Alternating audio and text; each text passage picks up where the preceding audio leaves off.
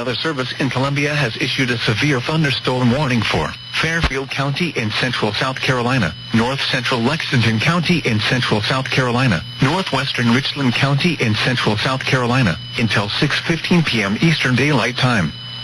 At 5:27 p.m. Eastern Daylight Time, a severe thunderstorm was located over Monticello, or near VC Summer Nuclear Station, moving south at 20 miles per hour. The following hazards are expected: 60 miles per hour wind gusts and penny-size hail. Source: radar indicated.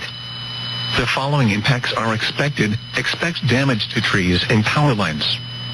Locations impacted include Columbia, Irmo, Winnsboro, VC Summer Nuclear Station, Fairfield County Airport, Monticello, Valentini, Killian, Blackstock, Harbison State Forest, Blitherwood, Ridgeway, Lebanon Fire Station, Lake Murray Marina, Fairfield County Detention Center, Upper Richland Fire Station, Ryan, Winnsboro Mills, Fairfield Elementary School and Smallwood. This includes the following highways: Interstate 26 between mile markers 95 and 102. Interstate 77 between mile markers 21 and 51.